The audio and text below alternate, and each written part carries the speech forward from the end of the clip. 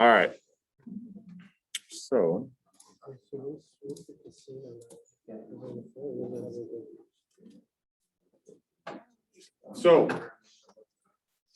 we should be everything that we've done at this point. So last Excel assignment, I had my GA helping me. I might end up doing that on my own in the future, just to kind of get those grades there a little bit quicker. It was around the exams, so I want to make sure that I had the time to kind of get those exam scores up pretty quick. But everything up to this point that has had a due date that's passed should have a grade up there on Canvas, so everything should be up to date. If there's something that doesn't look right, please let me know as soon as possible. I noticed a couple people, I think I mentioned this last week, where it looks like maybe your iClicker is registered wrong, or I just have a bunch of zeros, so I was a little concerned. But it's only like 2 or 3 of you, so make sure you take a look at that and let me know if it looks like maybe it's registered incorrectly. Other than that, we have the Connect, which is due the 22nd, and the Excel, which I believe is due the 27th, so that's next week. After this week, we're kind of working through the next topics, so we should be able to complete every single part of that Excel assignment. You should get, be able to get through the first third of it up to this point. And after this week, we'll cover everything. We can kind of finish it. And at some point, I need to update that so it stops popping up. One thing on the Excel I want to mention, I've seen some common mistakes or some things that some people are leaving points on the board. If you don't use or show any formulas in Excel, if you get it wrong, I can't really give partial credit to see how close you were. If you just type a number in there like 0.03 and it's wrong, I don't have any idea if you were close or not, and so all points kind of have to be taken, right? If you show me the formula or something, I can see, oh, use the binom.this formula. You just had one of the components, you switched them or something. Well, then I might only take like a point off there, right? So make sure to get full credit moving forward. You show all of your work in Excel. Make sure that those formulas are showing up so that if you do get something wrong, I can give you as much partial credit as possible. Okay. Any questions for me before we kind of jump into material for today? Okay. All right. So we kind of talked about sampling on Friday, thinking about all the bias that might exist within our sample. So now we're going to assume, okay, we're aware of all these things. We're going to try to get our random sample as close to perfect as possible, so our sample reflects the population. So maybe I go out and I get a sample of 100 people. Or maybe I want to know what the average income in the US is. I can't get everybody, so I get 100 people. I calculate the sample mean for those 100 people. So I get 100 people, calculate the mean. I write that mean down. I go out and get another 100 people. I calculate their sample mean. I write that number down. I keep on taking these samples of 100, right? Eventually, I could have something like 1,000 different sample means. So in Excel, maybe imagine I have this one kind of column where I've just recorded 1,000 different sample means. Well, what I could then do is take those 1,000 sample means, just like I would any other variable, and come up with a histogram, right? Or a frequency distribution for those sample means. So if I'm thinking about the distribution of my sample means, what ends up being true, right, so I've got my sample means here. If I'm sampling from a normally distributed variable, my sample means, no matter what size my sample is, so my sample could be 5 people, could be 100, could be 1,000. If the original variable was normally distributed, the sample means, those 1,000 sample means, if I do a histogram of those, they'll end up having a normal distribution as well. What also ends up happening is if I'm thinking about, if I have those 1,000 sample means, and in Excel I go equals average and find the mean of those 1,000 different sample means, that mean will be exactly equal to whatever the original population mean was of the data I sampled from. Think about it this way, if my samples were all of size 1, right? I take a random sample of 1 person, write their income down. Take another random sample 1, write that person's income down. I basically would just be replicating the original variable I'm sampling from. And if I took enough sample means, well, every single eventually I'll select every single individual once, and I'd end up with the exact same distribution as the variable I sampled from. So my sample means, their mean would be the exact, the same as the mean of the variable.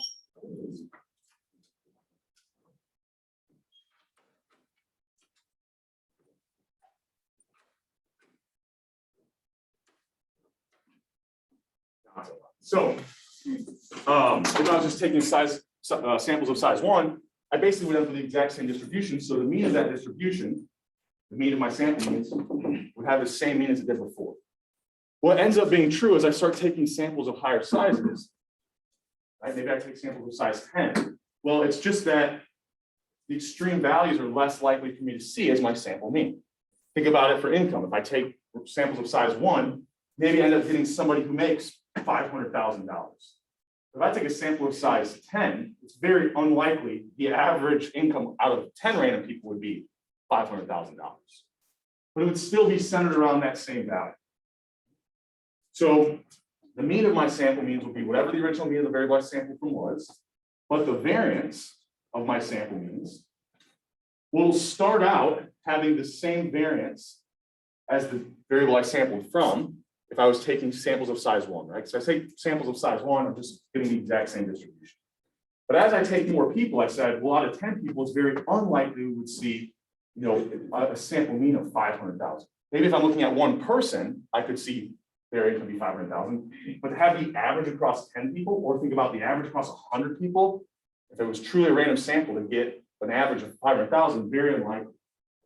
So that variance of my sample means starts to get lower and lower. It's not as likely I see these extreme values when I have larger and larger samples. So what ends up being true is the variance of our sample means will be the variance of the variable we're sampling from, just divided by our sample size. So notice, if that sample size gets larger, what's happening to the variance of my sample means there? The denominator is getting bigger. This is going to get smaller, right? I'm dividing by a larger number. So as I'm taking larger and larger samples, I'm driving the variance of my sample means to be much lower. So I think that's, oops, there we go. Right, so the mean of our sample means is the population mean, right? The data you're sampling from, and the variance will be the original variance divided by my sample size. So we should hopefully know what all these things are, right? N is just the size of our sample. Sigma squared is our original variance. The one thing I'm going to try to forecast what we're doing here. I think I can see that. So why is this important? Also, before I forget, I actually put in the class, but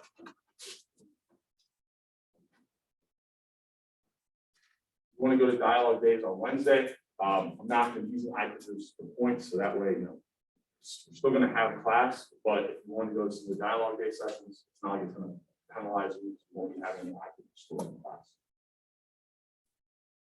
So let's think about these sample means.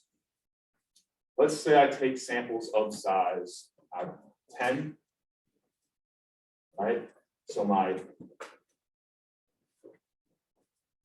variance of those sample means would be the original variance divided by 10.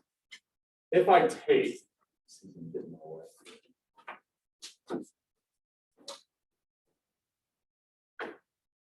let's say I then take samples of size 100.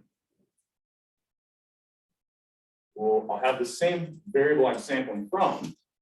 It's just, it'll now be divided by 100, so it should decrease that variance.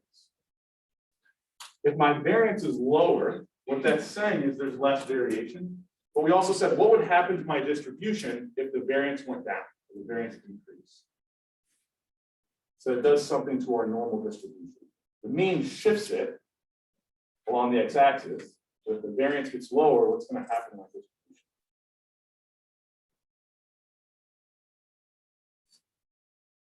It's easier to think about the other way. The variance gets higher, what's going to happen to my distribution? Higher variance means there's more variation in data, so my distribution is going to be more spread out, which means it's going to be flatter. So let's work the other way. If my variance is lower, what's going to happen to my distribution? Yeah, it's going to get more peaked, right? Or taller. So what that's going to look like is something like this. Right? It gets more peaked. So what is that really saying? What it's saying is, it doesn't matter what sample size I take. I said that the mean of my sample means will be the mean of the original data I sampled from. But with that lower variance, what it's guaranteeing is that, well, now, if I was able, like, because in practice, like I said, imagine I took like 1,000 different samples and then I drew out the distribution. In practice, I usually only have one sample. So if I can take a higher sample size, what that does is, notice, it decreases the probability I see sample mean values really far from the actual mean. And it also increases the probability that I see values really close to the population. Remember, what we eventually have to do is take the statistics from our sample and make inferences about the population. So if I can increase the probability that the one sample I have is more likely to be close to that real population mean, and that's a good thing. That means that sample mean will be more informative. Right? So taking higher sample sizes decreases the variance on those sample mean distribution and guarantees that I'm more likely to see values near what that true population mean is. Now, usually in practice, I can't see this, right? I don't have the population data, but I know the principles behind the distribution of sample mean will guarantee that I see something closer to whatever that population mean actually is, and decrease the chances I see values very far from that. Okay? So that's kind of the idea behind what we're doing with sampling and why we might want to have higher sample sizes, right? Almost in everything we do from here on out the rest of the semester, actually I can't think of anything where this isn't the case, higher sample sizes are always a better thing, right? We want to be able to get as high of a sample size as we can. So, when we think about this sample variance, I kind of already mentioned this, but it's really only influenced by two things. The original variance of the data, well, we can't influence that, right? I mean, it just is what it is. But the sample size, we usually can influence that, right? We can take greater samples, right? We can increase that sample size. Some of the things we'll start doing, I'll start writing the standard deviation of our sample a little different. Notice, really, it should just be the square root of the variance, which would look like this. Right? If I just take that variance equation and take the square root, it looks like this second. But if I rearrange a little bit, take the square root of the numerator, that cancels, and I would still have the square root in that denominator. We might sometimes start writing it, in that second form as well. Because as we start to progress through some topics, it's more often we'll have the standard deviation than the variance sometimes. Or it's a little bit easier to work with once we kind of get into some more topics. Any questions on this idea or questions? I don't know, just curiosities or anything? No? Okay. And don't worry about this while we kind of, there is, I say higher samples are good. There is a point where your sample, in order for this to hold that your sample means to be normally distributed, you don't want to have a sample that's too high. But I mean, in practice, right, like it has to be basically the same 1/20th of the population. More often than not, if we're thinking about population sizes, we're talking about hundreds of millions of people, right? And so we usually never run into this issue. Right? Maybe in the medical field, sometimes they run into this if they're concerned with like very specific populations. You might have to worry about it, but more often than not. So let's say we had something like this, right? So we're taking, we've got this huge file of every birth in Indiana, and we can see that the population mean is 3,027 grams per birth weight. We've got our variance on that variable of 360,000. There we go. Is that going up? There we go. So then we take a sample out of this population data set of only 36 births. If we were to continue to do this, right, take a random sample 36, write the mean down, take another random sample 36, write the mean down, et cetera, what would that distribution look like? Well, we know that the mean of those sample means would be the original mean of the data we sampled from. So here that was what? 3,287. That was just the mean of the original variable we sampled from. And the variance, right, of our sample means should be the original variance, which was 360,000, divided by our sample size of 36. So I think that gives us what? 10,000. Remember, that's our variance. If we want the standard deviation, we have to do one more thing, which is take the square root. Take the square root of that. We end up, we know that sample mean on the distribution where it's centered around the original mean of the data we sampled from, and the standard deviation will be just the original variance divided by n, and then we take the square root. Any questions on that? Following us okay? So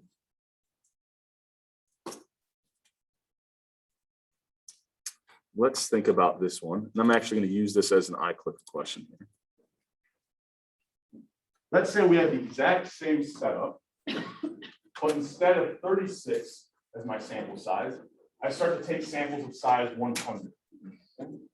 So instead of 36 here, I take a higher sample, right? And instead of 36, I'm now taking a sample size of 100. Okay? What would the mean of the sample means of size 100 be, and what would the variance of those sample means of size 100 be? Give you a little bit of time to think about this one. If you think about process of elimination here, you probably could figure out what the right answer is even without using a calculator based off some of the principles that we've already talked about.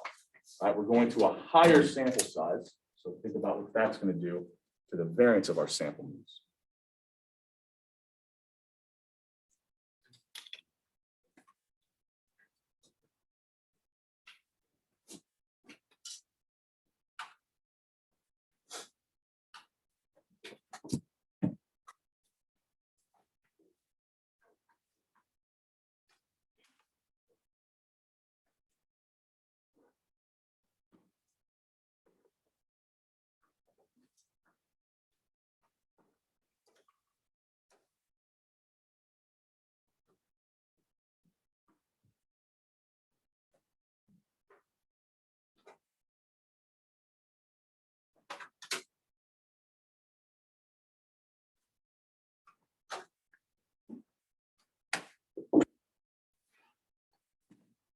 All right. Haven't gotten an answer in. Take your best guess here. 32 here. Thought I counted 33. I couldn't go. There we go. All right. Everybody gotten an answer in? All right, I'm going to close it out. We got 35 here. Okay, so without even using any of these formulas, well, I mean, sorry, without actually using your calculator, entering it in, taking the formula into your calculator. If our old standard deviation was 100, and that's just when we had a sample of size 36. If our sample size goes up to 100, what's going to happen to the variance and standard deviation of my sample? It's going to get, someone's pointing down, right? It's going to get smaller. I'm dividing by a larger value, 100 instead of 36. And I could actually calculate this, right? Take 360,000 divided by 100 and take the square root of that, right? But I know that if with a higher sample, my new variance and standard deviation should be smaller, right? That was the idea we had over here. As I'm taking a higher size sample, that variance or that standard deviation is getting smaller. So if my old standard deviation was 100, my new standard deviation should be lower than that. So I know that one of these has to be the correct answer. This 600 is larger. From there, we just have to remember my sample means will always have a mean that's the same as the original mean that I sampled from. So the original mean, we did it on the last one, was just 3,287. So C should be the right answer to that. Any questions on that? We want to make sure we have a good idea of like how we originally start out identifying the distribution of the sample means, because we're going to be using this a lot. Confidence intervals, hypothesis testing, all the any questions on this, make sure you're asking them. Okay. So we want to get a good base here. So thinking about the distribution of sample means, But we've already talked about this. I kind of led with this. I jumped ahead a little bit. But here's just another visual where we're thinking about as I go from a high, go to a higher and higher sample size. So 1 to 5 to 50. Notice that distribution just keeps getting narrower and narrower. So by the time I get to 50, I'm almost guaranteed I see sample means really close to whatever that true population mean is. When I only had samples of size 5 or 1, right, I could have seen sample means pretty far from whatever that true population was. And if my sample is all I have, that's not a good thing, right? Here we're kind of cheating where I had the population data and then I took a sample from it, right? Usually we don't have the entire population data set, we just have our one sample. And then I had like another visual here. You can like randomly generate different samples. So here, I did samples of size 1 from like a uniform distribution. So everything was like equally as likely, and then started to kind of increase my sample size. Well, notice the distribution of my sample means I started all of this out saying it's normally distributed if we're sampling from a normally distributed variable. Well, here I've got an example where I started sampling from a uniformly distributed variable. When n was equal to 1, basically my sample means would just look like whatever the original distribution was. And so it's not perfect because I don't have an infinite number of sample means here, but you can kind of see it's, right? Everything kind of equally is likely. So I started out with a uniform distribution. By the time I got to a sample of size 50, notice the sample means follow a really, really nice normal distribution or a really close approximation. So what's going to actually be true is that even if this original variable is not normally distributed, we still end up with sample means that will be normally distributed. They'll always be centered or have a mean of whatever the original mean of the variable we sampled from was. And the variance will always be the original variance over the sample size. Okay. But if it's not originally the variable that we sampled from isn't originally normally distributed, we're okay as long as we get a sample size over 30. Okay. So you can look at, there's a mathematical proof to this. Hopefully today we'll kind of work through. I'll prove this to you using actual data.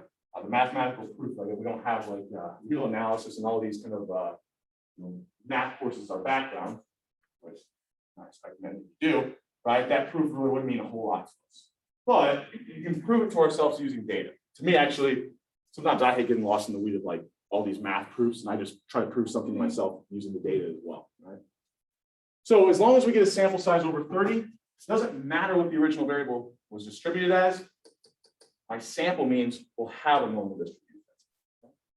So as we get a higher and higher sample, it gets a closer and closer approximation to normal, right? All we need is n to be over 30, but at like 31, 32, it's still a little bit off from a normal distribution. It's a really close approximation, but it's, even at 50, we can kind of see, right? It's really close. We've got some weird things still going on. As I take higher and higher samples, it just keeps getting closer and closer of an approximation to a normal distribution. But anything over 30, our probabilities that we're trying to find will be like off by like, the 5th or 6th decimal point. So we're getting a pretty good approximation there. So let's see if I have, there it is. So I always like this. Sometimes I steal things from textbooks if I like them. I like this one. This is an older textbook. But notice I've got 4 different variables up here at the top. They all started out as not normally distributed, right? I've got a uniform there, the third one. I've got like almost like an exponential, some I don't even know what that would be. And I've got kind of this parabolic distribution. It doesn't matter what the original variable starts out distributed as. As I start taking higher and higher sample sizes, well, at n is equal to 2, none of these really look like a normal distribution. At 6, well, these are starting to get close. These are still a little skewed. These are actually like pretty good, pretty close to a normal distribution. But once I get to 30, all of them, I've kind of gotten rid of the skew, and they all look like a normal distribution. So as long as I can get to that sample size of 30 and take samples over size 30, I can guarantee that my sample means will have a distribution that is approximately normal. So here, these bottom 3, these are the distributions of the sample means. We're taking samples from those original 4 variables that clearly, none of those look like a normal distribution. Any questions on this? Is this idea kind of making sense here? So it doesn't matter how the original variable starts out, distributed. As long as we can get a sample size over 30, our sample means will be normally distributed. So we could do this. I have this Indiana birth data sets, 2004, every birth that happened in Indiana. We've got a couple different variables, and we can look at each one of them and say, okay, if I start to take samples from this population data, do the distributions of these sample means actually look normally distributed? Now, I calculated the histogram, I did all this in Excel, and I'll show it to you. Right? So I've got 4 variables: birth weight, gestation or length of pregnancy. I think this is in weeks. This health score, where baby when it's born, could be APGAR score, and then whether or not the mother smoked while pregnant. So this last one is a weird one. The variable is just a 0 or 1. So we actually don't even have to be sampling from a norm or a continuous variable. And we'll see that we can actually, when we take samples, this kind of turns into a continuous variable, and it leads us into the next discussion about, we'll also start looking at proportions. But for now, we can just think about, we've got these 4 variables, all right, and we'll take a look at each one. So I had each of these variables in a column in Excel. I just used the average and the STDV.S formula, or actually P, right, because it's population data. And I calculated the mean and the population standard deviation. So got the mean of each variable and the standard deviation for each variable. Nothing's too crazy here. Babies are pretty healthy born in the US. This was a lot higher than I would have expected. 18% of mothers smoke at least one time while pregnant.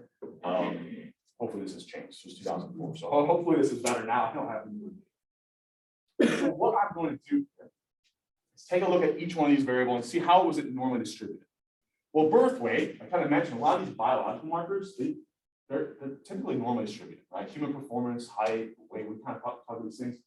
Birth weight also follows pretty close to a normal distribution, just the original variable itself. So this one, we shouldn't really have to worry about our sample size, right? We know that even if I took samples of size 2 or 3 from this, those sample means should be normally distributed.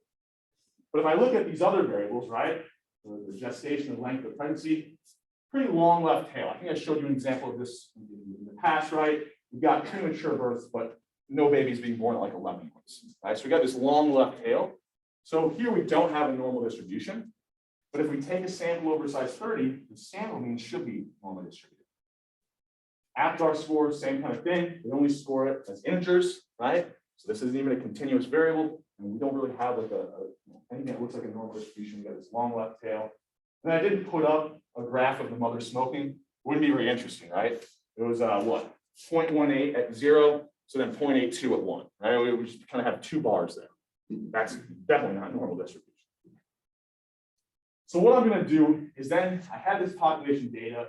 I used some random number generators in Excel to randomly select 100 births from the 87,000 or whatever we had.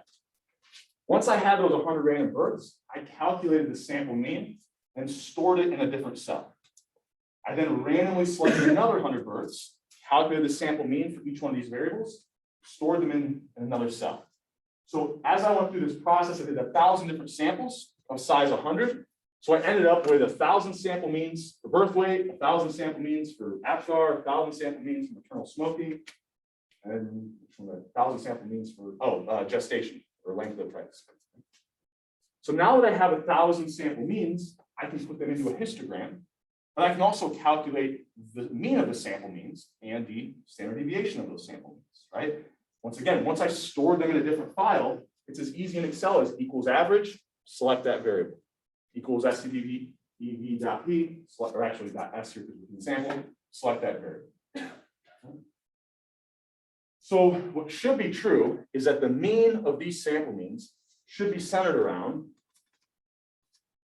the original means of the variables we're sampling from. So hopefully, when I calculate the mean of these 1,000 different sample means, I get these values. And the standard deviation, because I'm taking samples of size 100, we can kind of break this down. I said that the other way we could think about the standard deviation is it's the original standard deviation divided by the square root of our sample size. Well, if our sample size is 100, the square root of our sample size would be 10. So the standard deviation of our sample means should be these original standard deviations. Well, if we divide them by 10, but move the decimal point one place. So if what I'm telling you is true, that's what the data should show. Right? So let's look and see what we actually found.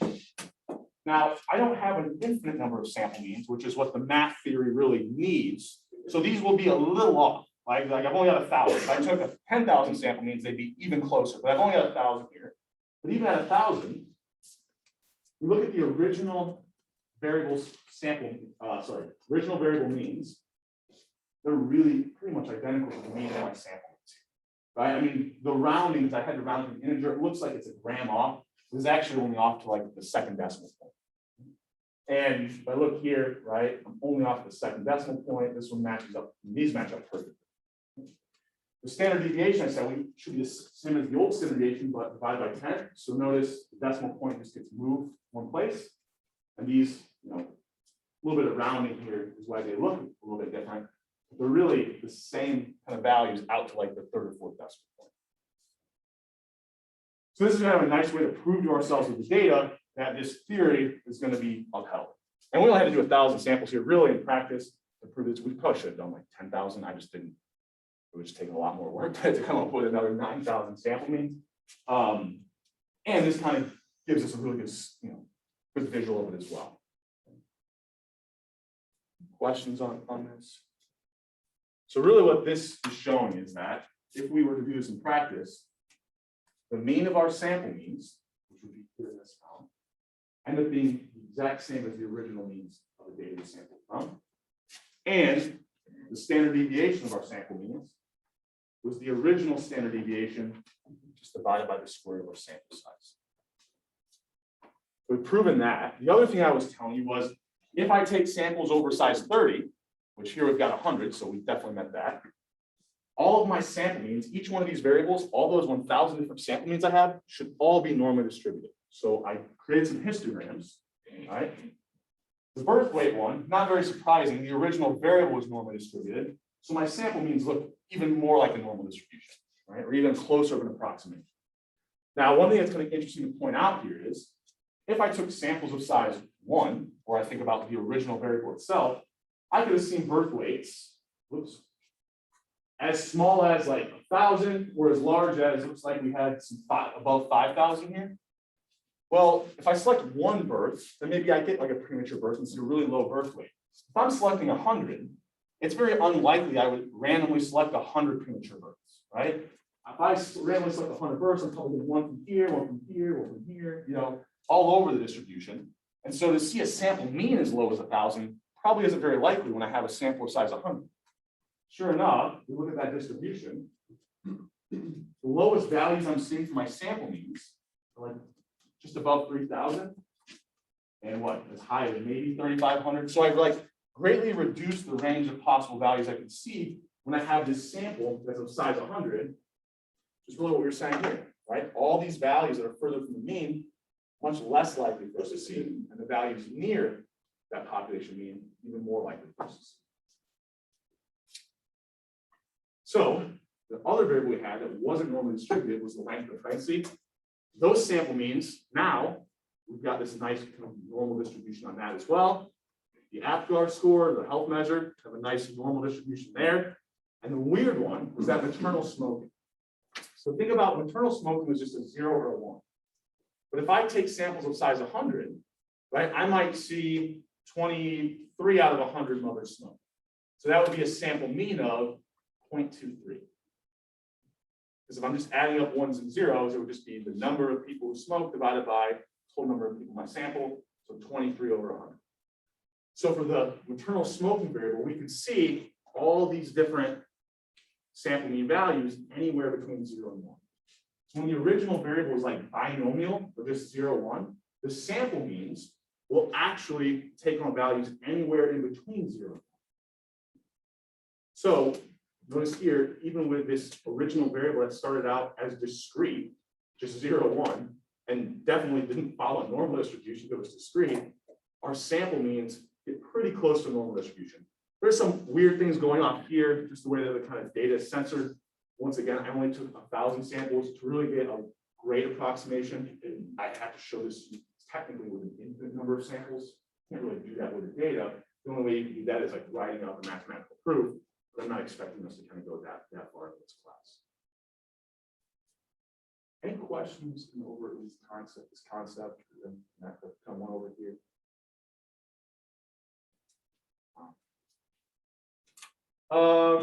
We're out of time. Okay, perfect. So hopefully, now that we've kind of went through all this, you believe, let's see with the data that this is true. So if we've got our sample mean distribution, and if we take samples over size 30, we know it's going to be normally distributed. Right? So I'm going to have this distribution of my sample means that's normally distributed. Let's say I use that birth weight example. So we know the mean of my sample means, I think it was like 3,287 was the original population mean of the variable we sampled from. And then we had our variance was the original variance, and I think the one I gave in the IQ question, just so we have a value to put to it, was 360,000, and our sample size was 100. Well, notice I have a normal distribution where I know the mean and I know the variance. So if I were to ask you, okay, if I selected one child or one birth at random, what's the probability it was below 2,000 grams? Well, I've got a normal distribution. So what can I maybe turn this value into so I can find that probability? What were we doing before? If we started out with a normally distributed variable, we wanted to turn it into a z-score or a standard normal distribution. So we'll turn that value into a z-score. Once we do that, we look that z-score up in the table, and it's the same steps that we were doing before, right? Now, it took us a little bit more work, I guess, to determine what the mean would be and what the variance of those sample means would be. But once we have those two values, everything's the same, right? We just calculate the z-score, look that z-score up in the table. The table tells us the area to the left is probably the same that z-score or anything below it. So these are the steps that we're going to kind of use. Steps 3 through 5 is exactly what we were doing before. The only difference here is step 2. Well, step 1, we have to make sure we have a sample size over 30. But step 2 is going to look a little bit different than what we were doing before. So I'll try to kind of point out and connect what we were doing before to this new z-score equation. It's not really a new z-score equation. So before, we were just looking at some population variable. We had some cutoff value x we were interested in. We then subtracted the mean and divided by the standard deviation. Well, here, to standardize any variable, here I was just concerned with the variable. We can standardize any statistic as well. So if I want to standardize a sample mean value, well, instead of looking at some value for this variable x, we're going to be looking for a value that represents a sample mean, right? In this case over there, I was saying 2,000 was my sample mean I might be interested in. We then subtract the mean, but now it's going to be the mean of whatever statistic we're looking at. So now we have to subtract the mean of our sample means. And then we divide by the standard deviation of our sample means. But we can go ahead and calculate these things ahead of time and then plug them in so that it looks like a very similar format. But if we wanted to, we can make these calculations all at one time because I know the mean of my sample means is just equal to what? The mean of whatever the variable I was sampling from was. I know the standard deviation of my sample means, and I can write this a couple different ways. It would be the square root of the original variance of the variable I sampled from divided by my sample size. Now, I wrote this in the other kind of format here just to kind of show you there are really two ways of writing this, but it's really representing the same thing. And what that is that denominator in your z-score always represents a standard deviation. Here, it's just that it represents the standard deviation of the statistic you're now looking at, which are sample means, and not just values for things.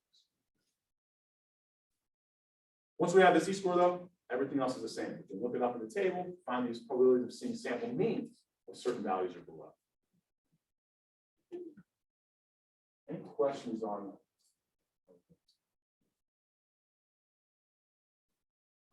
So let's work through some values here.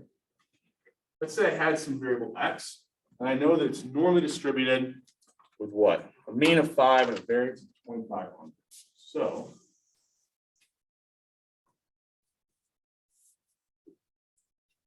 I've got this original variable x. It's normally distributed. If I'm thinking about the distribution of my sample means, the mean of my sample means should be whatever the mean of the variable I sampled from was, which here it was just 5. The variance of my sample means should be the original variance over my sample size. The original variance was what? 2,500. My sample size here, I'm taking samples of size 100. So my variance is 25, which then means my standard deviation should be what? Variance of my sample means is 25. Standard deviation of my sample means should just be square root of that. Yeah, so square root of 25, 5. And then I'm interested, okay, what's the probability I see my sample mean be somewhere between 5 and 10? So what I'm going to do is take those two values, 10 and, I think I said 5 and 10, but it's actually 10 and 15, isn't it? Yeah. What's the probability I see it somewhere in between 10 and 15? So I'm going to take these two values, turn them into z-scores, right? So the z-score for that value of 15, and then z-score for that value of 10. Now, this is where if I remember the definition of z-scores, this one's actually pretty easy, right? So if I think about it here, I could use this more complicated format of the formula. Take that very first value I was interested in of 10, subtract the mean of 5, divide by the standard deviation of my sample mean, so the square root of what, 2,500 over 100. Or if I calculated the standard deviation ahead of time, I see the standard deviation of my sample means was just 5. So how far away would 10 be from the mean? 10 is only 5 away from the mean. So how many standard deviations is that? Well, if the standard deviation is 5, 10 is only 1 standard deviation away from the mean. Right? If it's 5 away from the mean and the standard deviation is 5, that's 1 standard deviation away. So I can plug all those values in, or just remembering the definition of my z-score, it's 1 standard deviation away. So what would the z-score for 15 be? It's 10 away from the mean. Standard deviation is 5, so it should have a z-score of 2. All right, 2 standard deviations away. Well, now that I have these z-scores, I can look them up in the table. The table will tell me the probability I see a z-score of 1 or anything lower. It'll also tell me the probability I see the z-score of 2 or anything lower. So using those two probabilities, how can I find the probability in between those values? Simply, take the smaller one and subtract it from the larger one, right? Think about if I subtract this area out from all of this, this cancels, and I'm just left with kind of what's in it. So it's really, once we find those z-scores, we actually worked through a problem that was had the exact same as this, right? In the past. It looked otherwise identical after we get past the z-score calculation. Right? So I look those z-scores up in the table. Find 0.84, oops. So the area to the left of 2 would be 0.9772. The area to the left of that z-score of 1 is 0.843. Subtract that smaller probability from the larger one. And we've got the probability that we're in between those two values.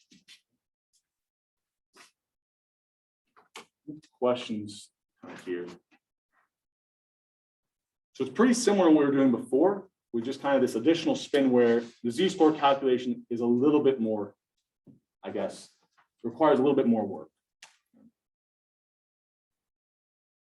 So if I had one like this, we're on time.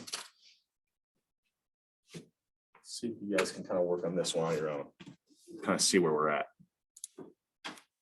So we'll kind of end with this one. Let's say I've got this original variable and it has a mean of 39 and a variance of 9. I then sample Right? This is like the length of pregnancy, gestation and length of pregnancy. I take a sample of 81 different births, and I want to know what's the probability I see that sample mean from those 81 births be 39.5 or greater. Right? So draw out kind of what your original kind of distribution of your sample means would look like. Then think about how would I convert this value of 39.5 into a z-score. We then look that z-score up in that standard normal table. Well, here, if I want the probability of being above a certain value, the table tells me the probability of being below it. So then there's something else I have to do kind of at the end. Right? A little bit more work. I've got the area to the left, the area to the right. I could just do 1 minus that. If we draw this out, you probably make a pretty well-educated guess as well. Maybe not solely pinpoint down one answer, but get it narrowed down to a couple. So I'll give you about a couple minutes to work on this one, and we'll kind of work through it.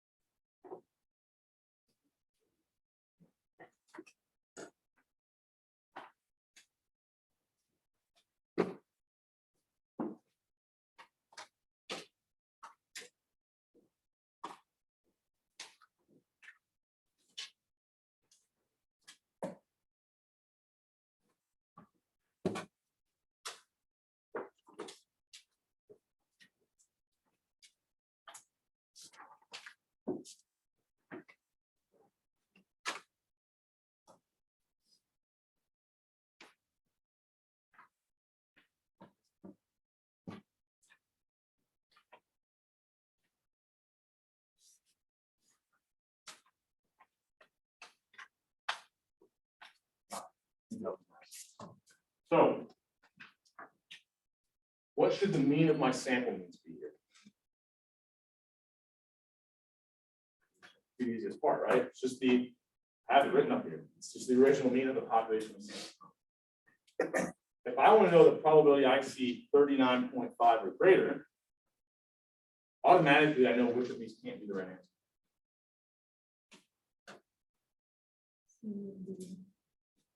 Not C and D. B and C, right? So the probability I see something to the right of the mean should be 0.5. So if I'm looking at a value over here, the area to the right of it is now going to be less than 0.5. If I shaded this entire area in to the right of the mean, that's 0.5, I want something much smaller. So right away, we know it should be either A or D. From here, I need to turn that value into a z-score. Well, one thing I could do is ahead of time, if I calculated the variance of my sample means, it should just be what? 9 over 81. So the standard deviation would be the square root of that. I think if I'm doing this in my head, here we got 1/3. So the standard deviation is 1/3, or 0.33. Even though I'm only 0.5 away from that mean, you might think, well, that's really close. But if the standard deviation is only 0.33, being 0.5 away is like being 1.5 standard deviations away.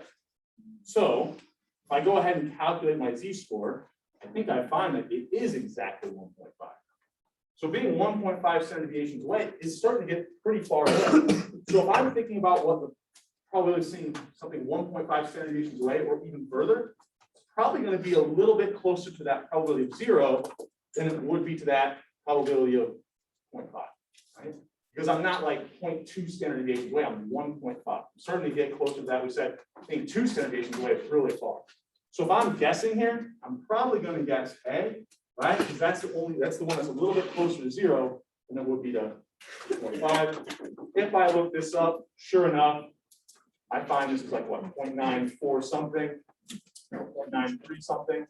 I want the area to the right, so I subtract that from 1. And sure enough, I get that 0.06. Still open, so before you leave, paying attention, everyone should get this one correct. Start kind of working your way through those homeworks. With today's discussion, you'll probably get really far into the Connect assignment.